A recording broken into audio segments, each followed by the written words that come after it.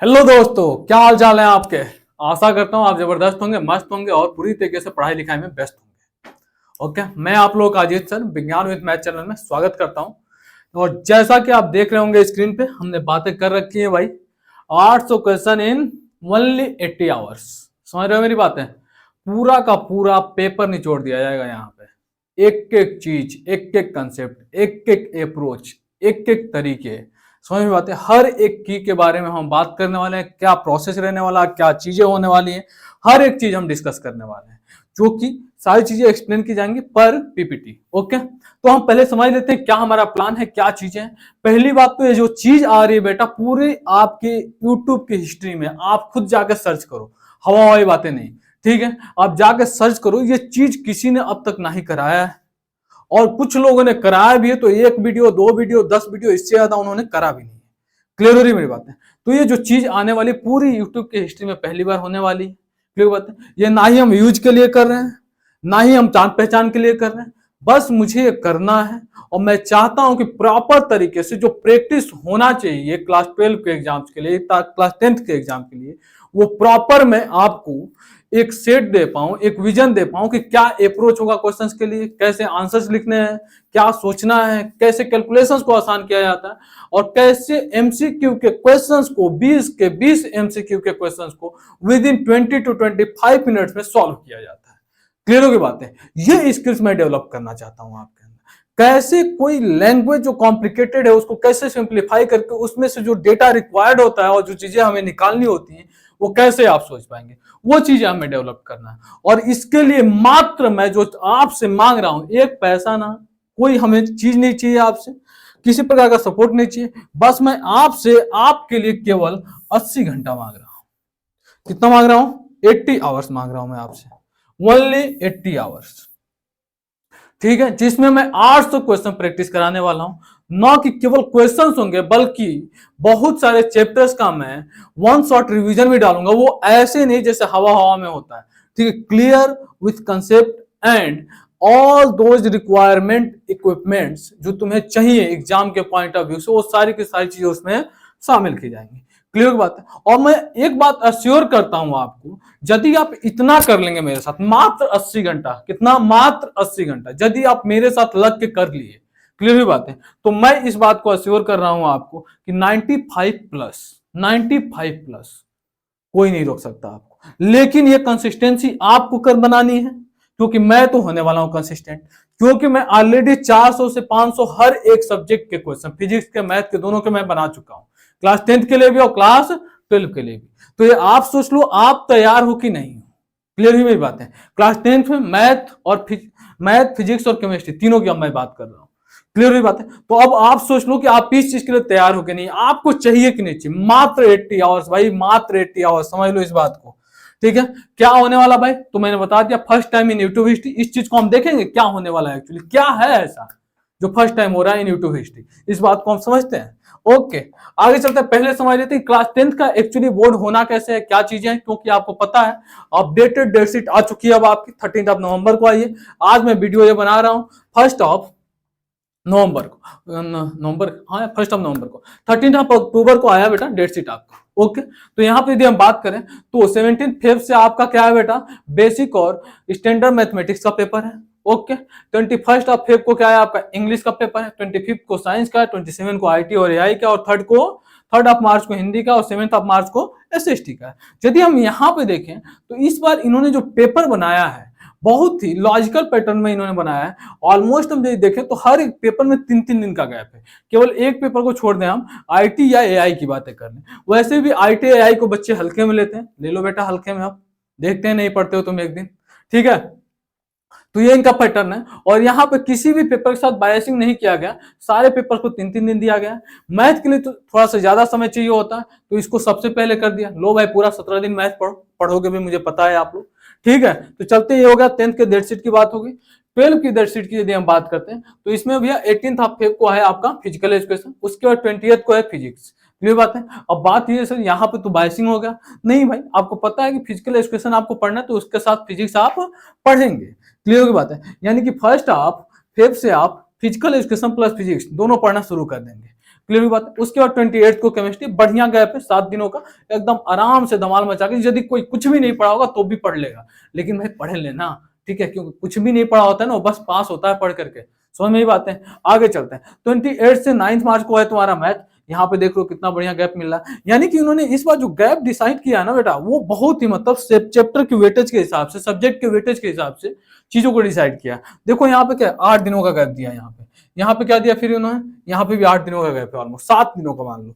यहाँ पे देखो एक्चुअली मैथ से इंग्लिश के बीच में, अब इंग्लिश के लिए कितना भाई 3 दिन बहुत होता है भाई, ठीक है, 3 दिन तो नहीं, वैसे 2 ही दिन है फ्रेश यदि बात करें, लेकिन आप ये मान सकते हैं 9th वाले को भी इंक्लूड कर सकते हैं। हालांकि पेपर देने के बाद बच्चे कहाँ ही पढ़ते हैं। उसके बाद आपका बायोलॉजी का पेपर है, यहाँ पे बढ़िया क्या बहुत भयंकर गैप दे दिया भाई, इतने में तो बच्चे पूरा बायोलॉजी पढ़ लेंगे। क्लियर होगी बात है। तो ये सारे आपके डेट शीट के प्लानर है, आपको पता है कि ये चीजें, अब आपके पास समय बहुत रह नहीं गया और हम अब आ जाते हैं अपने प्लानिंग पे, क्या हमारी प्लानिंग है। तो जैसा हमने बात किया 800 क्वेश्चंस, 80 आवर्स, 90 डेज। क्लियर की बात है।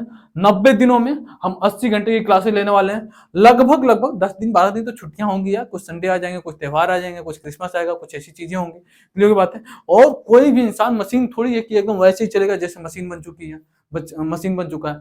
थोड़ी बहुत तो क्या होगा, रियल लाइफ को आप इंजॉय करोगे ना। चले आ गया। तो इसमें क्या होने वाला है, पहली बात तो भाई, जब भी सीबीएसई पेपर पूछा है तो उसका एक अपना लैंग्वेज होता है, ठीक है, उसका एक अपना तरीका होता है।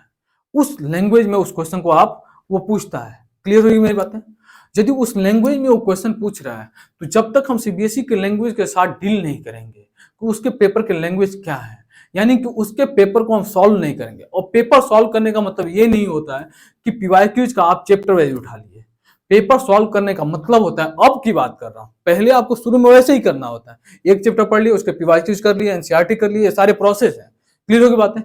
लेकिन जब अल्टीमेटली आपने पूरा कोर्स, पूरा सिलेबस कंप्लीट कर लिया है, और यदि पूरा सिलेबस कंप्लीट है और मिक्स पीवाईक्यूज यदि तुम, यानी कि चैप्टर वाइज, मतलब कि हर एक पेपर को यदि तुम कंप्लीट मिक्स वे में सॉल्व नहीं किए तो फिर तुम कभी भी 80 से अब जा ही नहीं सकते। रीजन क्या है भाई, जब आप मिक्स सॉल्व करते हैं तो आपकी एक्यूरेसी जो होती है वो पता चलती है कितनी है, आपकी स्पीड क्या है, आपका थिंकिंग लॉजिकल स्किल्स कितना बेहतर है, समझ में आते हैं, आप कंसेप्चुअली कितना बेहतर है जो कि अप्लाई कर पा रहे हैं चीजों में। क्योंकि चैप्टर तुरंत चेंज हो जाते हैं ना बेटा, और तुरंत चैप्टर चेंज हुआ तो ये कैलिबर जो आपका प्रेजेंस है उसको बतलाता है। तो जब तक आप मिक्स प्रैक्टिस नहीं करेंगे तब तक आप 80 से अबव नहीं जा सकते। ये मैं क्लियर कट आपसे बोल रहा हूँ, फिजिक्स में, मैथ में स्पेशली। क्लियर हुई मेरी बात है। इसलिए हम पीवाईक्यूज, इसके अलावा जो भी इंपॉर्टेंट कंसेप्ट हैं, जो भी इंपॉर्टेंट क्वेश्चन है, उनके वीडियोज में लेकर के आने वाला हूं। अभी तो हमारा पीवाईक्यू सीरीज शुरू हो चुका है रिकॉर्डिंग में, ठीक है, तो उसको हम लोग रिकॉर्ड करना शुरू कर चुके हैं। ऑलमोस्ट मैं 10 से 12 वीडियो रिकॉर्ड कर चुका हूँ। क्लियर हुई बात है। और वो सारे वीडियो एक एक करके आपको यूट्यूब पर देखने को मिलेंगे टाइम टू टाइम। तो मेरी बातें समझ में आ गई। पीवाईक्यू एकदम शुरू से कर रहे हैं हम, एकदम शुरू से, जीरो से। क्लियर हो रही मेरी बात है। यानी एक एक पेपर सेट, पहले 2025 का करेंगे, 2024 का करेंगे, 2023 का करेंगे। यदि इतना आप कर लेते हो तो मैं कह रहा हूं किसी की बस की बात नहीं है कि तुमको 95 लाने से रोक दे। मैं क्लियर कट बोल रहा हूं। तुम्हें लगता है केवल 3 सेट होते हैं पेपर में? नहीं भाई, टोटल जो बनते हैं सेट वो बनते हैं 7, उनमें सब सेट होते हैं 3-3 सबके। क्लियर हो रही मेरी बात है। ये 12 के लिए था भाई, 10th में ऐसा ही होता है, 3 ही सेट आता है। तो यहां से बातें समझ में आ गई। अब बात करते हैं भाई क्या चीजें होंगी। तो सबसे भयंकर चीज तो मैं ये बताऊं, जो एमसीक्यू के 20 नंबर के लिए आप घंटों बर्बाद कर देते हैं। क्या करते हैं? घंटों बर्बाद कर देते हैं। मैं उन एमसीक्यू को मात्र 20 से 25 मिनट में करने सिखाऊंगा आपको। मैं ये नहीं कह रहा कि हर एक क्वेश्चन 1 मिनट में हो जाता है, लेकिन मैक्सिमम क्वेश्चन है जो 1 मिनट में हो जाता है। कुछ क्वेश्चन तो 10-20 सेकंड में हो जाते हैं।